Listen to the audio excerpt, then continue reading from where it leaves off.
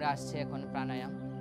প্রাণায়ামের মধ্যে আমরা করব নারী শুদ্ধি প্রাণায়াম বা অনুলোম বিলোম প্রাণায়াম। নারী শুদ্ধি তার মানে আমাদের পুরো দেহর যে 72 লাখ নারী আছে, পুরো নারীকে আমাদের শুদ্ধ করে, অর্থাৎ ওর ভিতর আমাদের পুরো দেহ থেকে বিভিন্ন কার্বন টক্সিন এগুলিকে বার করে দিতে সাহায্য করে। এই নারী শুদ্ধি প্রাণায়াম পুরো দেহের জন্য খুব ভালো। নারী শুদ্ধি প্রাণায়ামের আমাদের প্রথমে পদ্মাসন, যারা পদ্মাসন হবে না তার সুখাসন বা সিদ্ধাসনে বসতে পারেন।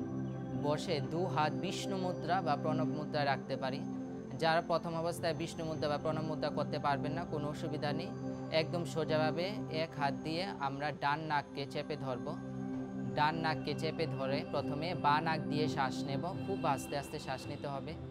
আর একটি কথা মনে রাখতে হবে, শ্বাস নেওয়ার সময় যাতে আওয়াজ না হয় সেই দিকে আমাদের লক্ষ্য রাখতে হবে। প্রথমে আমরা বাঁ দিক থেকে শ্বাস নেব, ধীরে ধীরে বাঁ দিক থেকে নিয়ে ডান দিকে ছাড়ব, আবার ডান দিক থেকে নিয়ে বাঁ দিকে ছাড়ব। এই নিয়ে হলো একটি সার্কেল। এরকম করে আমরা 3 থেকে 4টি সার্কেল করতে পারি। এবং এই নারী শুদ্ধি প্রাণায়াম আমরা যদি প্রতিদিন করি তাহলে আমরা একদম নিশ্চিন্ত থাকতে পারবো যে আমাদের মধ্যে কোনো রোগ আসবে না। এবং আমরা দীর্ঘদিন এই নারী শুদ্ধি প্রাণায়ামের মাধ্যমে আমাদের শরীরকে পরিষ্কার করতে পারবো।